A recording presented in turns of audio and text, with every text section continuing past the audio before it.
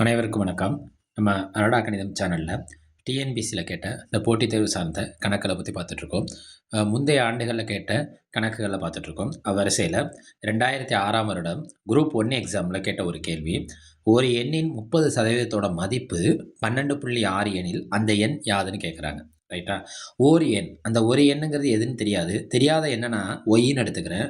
ஏன் நம்ம எக்ஸ்ன்னு எடுக்கலைன்னா இங்கே பெருக்கலும் பயன்படுத்துவோம். பெருக்கல்ல எக்ஸும் பெருக்கலும் ஒரே மாதிரி இருக்கும். அது தெரியாத எண் எக்ஸு, அதாவது அந்த எண் நான் என்னென்னு எடுத்துக்கிறேன், எக்ஸ்ன்னு எடுத்துக்கிறேன். எக்ஸில் 30%ங்கிறது எக்ஸின் 30%ங்கிறது எவ்வளோன்னு கொடுத்துருக்காங்க, 12.6. எக்ஸு இந்த இன்னுங்கிறது பெருக்கல், சாரி அந்த தெரியாத என்ன ஒய்ன்னு எடுத்துக்கணும்.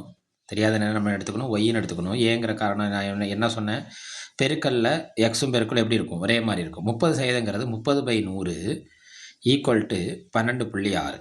12.6 நம்மளுக்கு ஒய்யோட மதிப்பு தானே தேவை. அப்போ 12.6 கூட்டல் அங்கிட்டு போட்டுச்சுன்னா கழித்தல் ஆகும், கழித்தல் அங்கிட்டு போனால் கூட்டல் ஆகும். எண்களோட அடிப்படை செயல்களில் இருக்க 4 பேர்லையும் ஒவ்வொருத்தரும் 2 ஜோடி ஃப்ரெண்ட் ஆயிடுவாங்க. இப்போ பெருக்கல் அங்கிட்டு போனால் வகுத்தல் ஆயிரும், வகுத்தல் அங்கிட்டு போனால் என்ன ஆகும்னா பெருக்கல் ஆகும். இப்போ இங்கே பெருக்கல் இருக்கா, பெருக்கல் அங்கிட்டு போனால் என்ன ஆகும்னா வகுத்தல் ஆகும். இது வகுத்தலுங்கிறப்ப இது எப்படி போகும்னா தலைகீழ போகும். இந்த ஒரு ஜீரோக்கு ஒரு ஜீரோ என்ன ஆயிரும், கேன்சல் ஆயிரும். இங்கே பாருங்கள், 12.6 பெருக்கல் 10. இந்த புள்ளிக்கு அப்புறம் இங்கே ஒரு நம்பர் இருக்குது, இந்த ஒன்றுக்கு அப்புறம் முழுமையாக ஒரு ஜீரோ இருக்குது. பெருக்கல்ல ஒன்றுக்கு அப்புறம் எத்தனை ஜீரோ இருக்கோ அத்தனை ஜீரோவும் அந்த தசமஸ்தானத்தை காலி பண்ணும். இங்கே புள்ளிக்கு அப்புறம் ஒரு நம்பர் இருக்கா, இங்கே புள்ளிக்கு அப்புறம் ஒரு ஜீரோ இருக்கா, அந்த ஒரு ஜீரோக்கு ஒரு தசமஸ்தானம் காலியாகி நம்மளுக்கு என்ன கிடைக்கும்னா 126. கீழே என்ன இருக்குது, ஜீரோ அடித்தது போக பாக்கி நம்மளுக்கு என்ன இருக்குது, 3. இப்போ 3 அடிப்போமா, 1 3 4 3 12 2 3 6. அப்போ அந்த எண் என்ன, 42. மறுபடியும் சொல்கிறேன், இது 2006 குரூப் 1 எக்ஸாமில் கேட்ட கேள்வி. ஒரு எண்ணின் 30%ங்கிறது 12.6னா அந்த எண் என்னன்னு கேட்டிருக்காங்க. தெரியாத அந்த எண்ணை நான் ஒய்ன்னு எடுத்துக்கிறேன். ஏன் ஒய்ன்னு எடுத்துக்கிறேன்னா எக்ஸ்ன்னு எடுத்தால் இங்கே பெருக்களுக்கும் எக்ஸுக்கு என்ன ஆகிரும்னா கன்ஃபியூஷன் ஆயிரும். அதனால் ஒய்ன்னு எடுத்துக்கிட்டு 30%ங்கிறது சதவீதம்னாலே 100. இங்கே இருக்க பெருக்கல் அங்கிட்டு கொண்டு போனால் என்ன ஆகும்னா வகுத்தல் ஆகும். பின்னங்கள் பெருக்கல்ங்கிறது அங்கிட்டு போகிறப்ப என்ன ஆகும்னா தலைகிலியாக மாறும். இந்த ஒரு ஜீரோக்கு ஒரு ஜீரோ கேன்சல் ஆகி கீழே 3 இருக்கும். இங்கே ஒரு ஸ்தானம் புள்ளிக்கு அப்புறம் இருக்குது, இங்கே ஒரு ஜீரோ இருக்குது. ஒரு ஜீரோக்கு ஒரு ஸ்தானம் பெருக்கல் என்ன ஆகும்னா கேன்சல் ஆகும். அப்போ புள்ளி இல்லாமல் 126 ஆயிடுது. 126 3ல் வகுத்தோம்னா நம்மளுக்கு என்ன கிடைக்குது, 42 கிடைக்குது. தேர்ஃபோர் அந்த எண் என்ன நம்மளுக்கு 42. அவங்க கொடுத்துருக்க ஆப்ஷனில் என்ன இருக்குன்னா 42வது விடை. அடுத்து 2வது கேள்வி, 20ல் 13 என்பது எத்தனை சதவீதம்?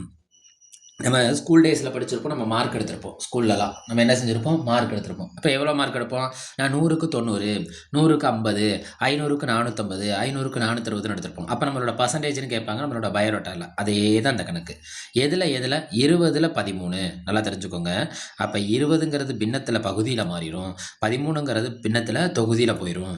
சதவீதம்ங்கிறப்ப நம்ம என்ன பெருக்கணும்னா 100ஆல் பெருக்கணும். இவ்வளோதான் அந்த கணக்கு. ஒரு ஜீரோக்கு ஒரு ஜீரோ என்ன ஆயிரும், கேன்சல் ஆயிரும். 2 2 2 10. இப்போ யாரையும் பெருக்கணும், 13ஐயும் 5ஐயும் பெருக்கணும். 13ஐயும் 5ஐயும் பெருக்கணும் என்ன இருக்கும், 5 10 50, 3 15. அப்போ 50 15 சேர்ந்துச்சுன்னா நமக்கு எத்தனை சதவீதமாக மாறிடும்னா 65%. அப்போ இதுக்கான விடை என்ன, 65%. இது டிஎன்பிசி 2001 கேட்ட ஒரு குரூப் எக்ஸாம் கேள்வி. அனடா கணிதம் சேனலை லைக் பண்ணுங்கள், சப்ஸ்கிரைப் செய்யுங்க, சப்போர்ட் பண்ணுங்கள்.